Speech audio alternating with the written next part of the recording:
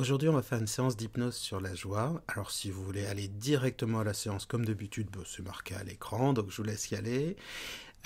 Juste pour vous donner une anecdote et puis une ou deux indications avant de se lancer, l'idée de cette hypnose sur la joie, je la dois aux membres de la chaîne. On fait chaque mois une hypnose en live ensemble et ils m'ont demandé de faire une hypnose sur la joie. Je me suis dit, ah oui, c'est une bonne idée ça. C'est une très bonne idée, mais que diriez-vous si on le faisait pour tout le monde en fait. Et voilà, et donc voilà, séance d'hypnose sur la joie parce que c'était une idée évidente, mais je ne l'avais jamais traitée en 15 ans de YouTube, vous imaginez? Alors, bon, parlons un petit peu de la joie. Tout d'abord, et ça vous en conviendrez, on est tous complètement inégaux face à la joie. Vous avez des gens, il leur suffit de voir une photo de bébé ou une photo de chat, ou bien d'aller au McDo, au Buffalo Grill, pour être super content. Et puis il y en a d'autres pour qui c'est beaucoup plus difficile. Et je parle pas des végétariens. Non, vraiment, la joie, c'est quelque chose de précieux. Je vais dire une banalité, ça fait chanter le cœur. Il y a un truc qui comme des bulles, vous voyez, comme du champagne à l'intérieur, c'est extraordinaire la sensation de joie. Et puis quand on l'accumule, de la joie, puis de la joie, puis de la joie, à plein d'occasions, à la fin on commence à avoir une sorte de forme de gestalt, pour utiliser le terme allemand, qui ressemble beaucoup au bonheur. Mais quand on n'est pas très doué pour ça, il y a un titre que j'adore d'un livre qui s'appelle L'art de la joie. Très beau bouquin, 600, 700 pages, mais il vaut le coup. Mais j'aime bien citer d'art de la joie, parce que soit on considère que la joie, c'est quelque chose qui est donné à la naissance, une sorte de don, soit on considère que c'est un art comme pour l'artisan, c'était quelque chose qui s'apprend. Et vous allez le voir avec cette séance d'hypnose, la joie, c'est quelque chose qui s'apprend. Simplement, il faut avoir la patience, le construire ce chemin, et se donner les moyens. Alors, pourquoi il faut de la patience? Parce que il faut déjà apprendre à être calme, et ça, l'hypnose va vous permettre de le faire, pour être en quelque sorte neutre à l'intérieur et donc réceptif à une émotion. Ensuite, il faut apprendre à la vivre, à la ressentir. En fait, plus on pose son regard dessus, plus on le ressent, plus on apprend à développer, à cultiver une émotion. On peut le faire avec toutes les émotions. On peut le faire avec la détermination, la combativité, c'est un peu la même chose, mais on peut le faire avec l'humour, la sensation d'humour, l'autodérision, on peut le faire avec tout. Mais là, la joie, c'est quelque chose qui est tellement précieux, je pensais qu'on allait commencer par ça. Donc si vous êtes prêts, il n'y a plus qu'à vous installer confortablement, et dans 20 minutes, vous serez bien joyeux. Il suffit de prendre son temps pour passer d'un état de veille peut-être angoissé, inquiet ou triste, à un état de transe, un état hypnotique, doux, neutre, calme, relaxé, et qui servira d'état de transition pour vous diriger toujours plus avant vers un sentiment de joie. Mais au départ, il ne s'agit pas de nier ces émotions. Plus on essaye de s'en dissocier, de les couvrir, de les oublier, plus on les ressent fortement. Alors, dans un premier temps, accepter de franchir, d'avancer sur ce chemin avec ces émotions jusqu'à ce qu'elles vous laissent pour être remplacées par d'autres. Et il n'y a pas d'effort à faire pour entrer en transe. Simplement à se laisser porter par la voix, et comme toutes les hypnoses, plus vous la pratiquerez, si possible quotidiennement, plus vous en ressentirez les effets, plus il sera facile d'entrer dans cet état de transe. Peu importe les moments où les pensées, ou peut-être même les mots, disparaîtront des phrases parfois entières. C'est dans cette douce confusion que se trouve le secret du lâcher-prise, et c'est en partie grâce à cela que vous allez entrer encore plus en transe. Peu importe le moment d'ailleurs où les yeux se fermeront pour parvenir à un état hypnotique, ce sera peut-être au chiffre 5 ou au chiffre 1, ça n'a pas d'importance. 5. Vous entendez les bruits autour de vous, ma voix qui va se préciser en vous pour vous guider. Et tandis que vous prenez conscience de cet environnement sonore, des bruits tout autour, de ma voix toujours plus précise et du simple fait que, en vous posant ainsi, calmement, en vous laissant emporter par ma voix, en prenant aussi ce temps de repos pour vous-même, eh bien vous commencez ce chemin vers l'intériorisation typique de la transe.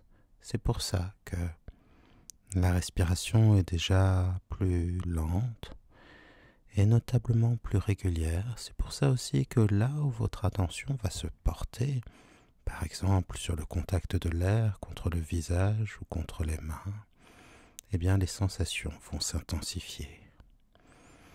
Observez ne serait-ce que cette respiration plus lente, cette respiration qui est synonyme de nos états émotionnels, et c'est pour cela, pour passer à quelque chose d'autre, mais tout en douceur, que je vais vous inviter à prendre 2 inspirations profondes. C'est bien, une deuxième, c'est très bien. Et vous laissez votre respiration s'approfondir toute seule, et pendant que les pensées s'accrochent et se décrochent, s'accrochent et se décrochent, votre respiration se fait plus lente, plus régulière, et vous pouvez sentir cet air calme et frais qui se diffuse dans les poumons comme des racines de calme et apporte une neutralité tranquille, sereine au corps et de plus en plus à l'esprit pour entrer toujours plus avant dans une transe plus profonde. Comme cela, c'est très bien. 4 et d'autres sensations peuvent se mettre en place, comme le poids de la respiration lourde, calme, lente, mais aussi les bras un peu plus lourds, les jambes un peu plus lourdes, le corps entier un peu plus lourd dans l'immobilité, sereine et presque engourdie pour que l'esprit, lui, se mette à rêver, soit plus léger. Et cette légèreté de l'esprit apporte au corps une lourdeur si calme et sereine qu'elle permet d'entrer de plus en plus en transe, le corps lourd sur le fauteuil ou le lit ou le canapé, peu importe. Celui-ci solidement ancré sur le sol, et on continue un peu plus loin, le sol solidement ancré sur les fondations, eh bien, de cette maison, de cet immeuble, ces fondations ancrées sur la ville ancrée sur la terre ancrée dans le système solaire ancrée dans la galaxie ancrée dans l'univers ancré dans le temps, et le temps solidement ancré en vous, tandis que vous vous ancrez de plus en plus en transe, c'est ça, de plus en plus en transe. 3, et cela me rappelle une histoire. L'histoire d'un dormeur ou non, changeons pour une fois. J'ai une autre histoire, cette fois-ci une histoire qui ne concerne pas les rêves ou le sommeil, qui sont autant de métaphores pour cet état de calme qui s'installe toujours plus en vous-même, cet état de semi-veille ou proche de l'endormissement qu'est l'hypnose. Et c'est l'histoire, je crois, je ne sais plus d'où elle vient, d'un homme qui va voir un moine en lui disant qu'il est un homme triste.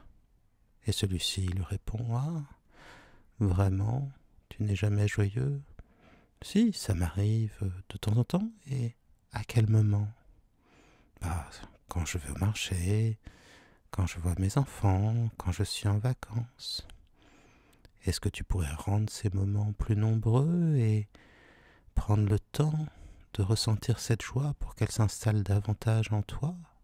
Peux-tu apprendre à être joyeux? Oui? Oui. Tout simplement oui.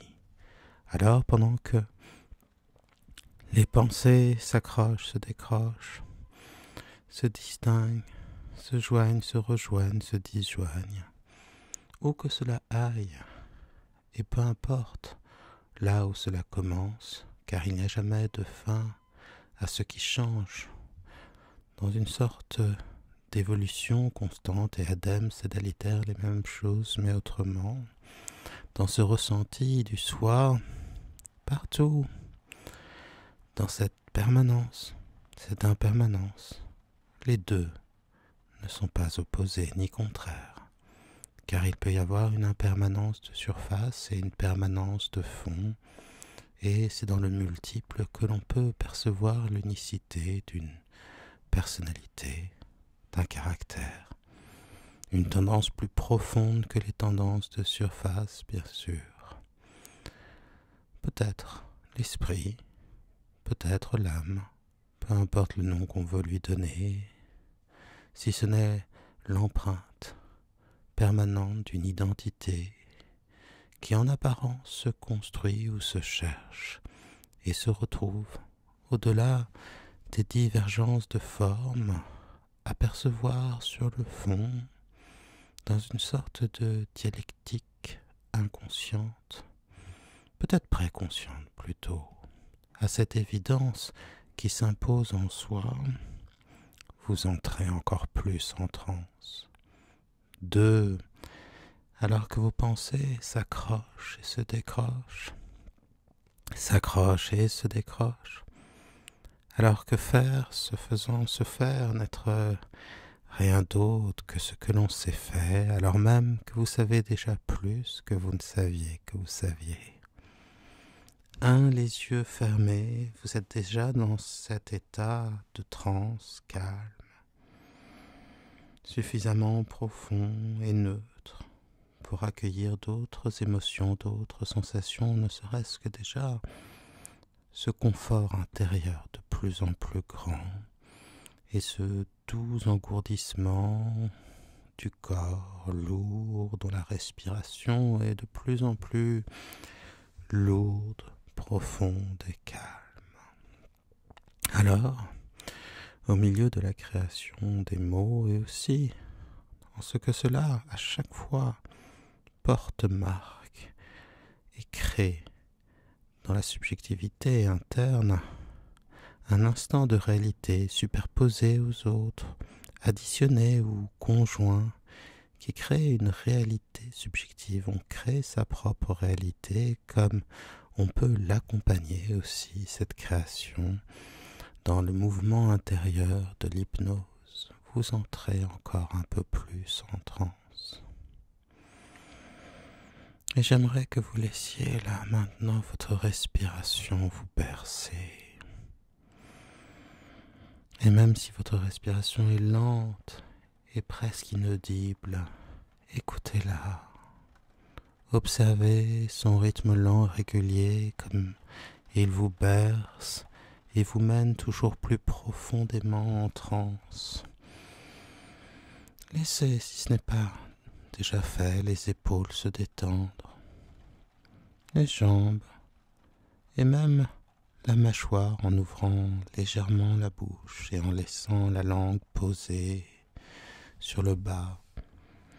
Comme cela, se laisser vraiment porter, et par la voix et surtout par la respiration, et bien sentir qu'elle est là justement pour vous permettre de retrouver cet état de neutralité calme qui permettra de développer les émotions dont vous avez besoin ensuite, que ce soit de la détermination, de la combativité,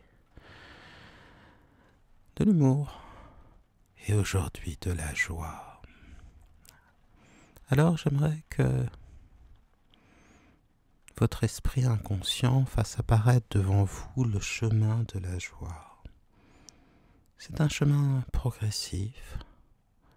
Pour pouvoir le voir apparaître, il faut déjà se sentir bien, tel que vous l'êtes maintenant, pour pouvoir être suffisamment réceptif à l'expérience, pour laisser son cœur se gonfler de joie, lui laisser la possibilité de le faire en faisons de la place, en laissant et les pensées et le corps s'adoucir, s'endormir, se relaxer. On a tous des choses qui nous font sourire, même malgré nous. Je me souviens d'un très beau roman graphique dans lequel le héros essaye de chasser son chat car il le rend trop joyeux, trop heureux et il veut pouvoir ressentir une tristesse profonde. Alors là, ce ne sera pas le cas. Qu'est-ce qui vous arrache toujours un sourire? Qu'est-ce qui remplit votre cœur de tendresse, de douceur, d'humour, de toutes ces choses-là qui, combinées, mènent sûrement à la joie? Est-ce la pensée d'un chaton, par exemple? Ou la pensée d'un chien en train de jouer? Est-ce le visage d'une personne que vous aimez, dans votre famille ou en dehors, des visages d'amis? Est-ce une histoire drôle, une série, un film? Laissons votre inconscient choisir pour vous ce qui va vous permettre de ressentir ce début de joie. Les images, les sons, les sensations vont se préciser et vous allez pouvoir refaire cette expérience joyeuse. Observez les couleurs, les lumières, ressentir la légèreté de la respiration, peut-être même observer le sourire qui se crée malgré soi et cette douceur dans le regard quand on accueille la joie, quand on sait la reconnaître. Et n'oubliez pas, à n'importe quel moment, il vous suffit de repenser à cela pour recommencer à cheminer, peut-être d'abord en vous relaxant avec la respiration, puis ensuite en repensant à cela. Chacun a ses secrets. Certaines personnes ont besoin de danser comme pris de folie pour retrouver de la joie. D'autres de chanter à tue-tête, d'autres de prendre un bain. On a tous nos chemins vers la joie. Et simplement, quand on est triste, quand on se sent mal, on oublie de les arpenter. C'est bon, vous sentez en vous cette joie qui se renforce. Alors laissons maintenant votre inconscient vous proposer une expérience de joie encore plus profonde. Peut-être se trouve-t-elle dans votre vie, ou peut-être pourrait-il vous la faire imaginer. Si dans votre vie, une expérience vous fait ressentir une joie profonde, c'est très bien, commencez à la vivre à nouveau. Et s'il vous faut davantage, par exemple, de rêver que vous pouvez voler, rêver à des choses formidables que vous pourriez faire, je ne sais pas moi, avoir le plus beau des bateaux et sillonner les mers, par exemple, ou toute autre chose.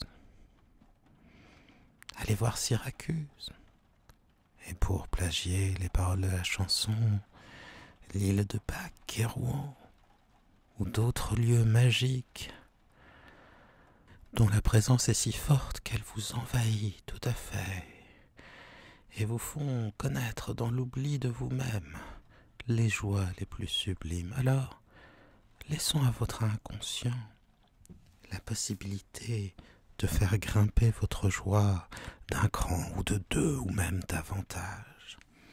Commencez à vivre avec précision ce qui vous rend joyeux ou rêvez d'une chose fabuleuse, d'une source de joie douce, de quelque chose proche de votre cœur, de vos désirs, de ce que vous êtes. Laissons les images, les sons, les sensations se préciser comme d'habitude.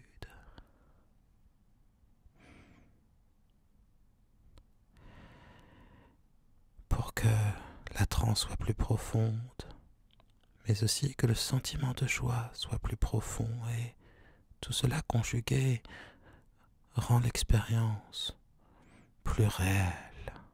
Et plus elle est réelle, plus vous ressentez ce calme, cette joie qui pourra peut-être devenir presque sauvage. Et ça aussi, c'est le chemin vers votre joie.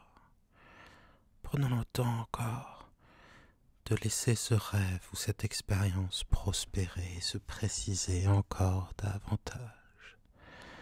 Et observons ce qui en nous naît comme une fleur de joie qui se développe là quelque part dans le torse. Le sourire qui lui aussi simplement, du fait même de son existence, invite à la joie. Saviez-vous qu'en souriant suffisamment longtemps, on trompait l'esprit pour qu'il puisse ressentir de la joie? Il faut le faire peut-être 15 secondes, 30 secondes. Parfois c'est tout ce qu'il faut. Sourire malgré soi et suffisamment longtemps, mais là l'émotion est palpable. Là il ne s'agit pas de tricher, mais simplement d'accueillir en vous la joie la plus profonde. Et vous allez pouvoir continuer à vivre cette expérience de joie. Elle va s'installer de plus en plus en vous. Le chemin vers la joie deviendra de plus en plus rapide et facile. Et tant et si bien qu'il aura souvent même le goût continu, celui du bonheur. Là maintenant, vous allez pouvoir soit continuer à vivre cette expérience, ce rêve, soit cheminer davantage sur ce chemin de la joie et vivre d'autres expériences de joie, petites ou grandes, rêvées ou réelles. Et même à certains moments, ne soyez pas étonnés si des envies naissent, si vous retrouvez d'anciens plaisirs de votre passé que vous allez vouloir réactiver dans votre vie. Ne vous étonnez pas si vous sortez davantage, faites davantage de choses pour ressentir la joie. Ne soyez pas étonnés non plus si certaines joies que vous pensiez éteintes se ravivent, car mobilis in mobile, le mouvement dans le mouvement, il en va de même pour la joie. Plus on est joyeux et plus on voit la joie, plus on la ressent et plus on est joyeux encore. Alors continuez cette expérience, ce rêve, puis d'autres, venus du passé, venus du futur, vécus dans votre présent ou simplement dans vos rêves. Et lorsque vous vous sentirez profondément bien et joyeux, comptez de 1 à 5 pour sortir de transe, conscient que vous êtes en train de cultiver en vous la joie et de la faire pousser comme une graine dans votre cœur et votre esprit.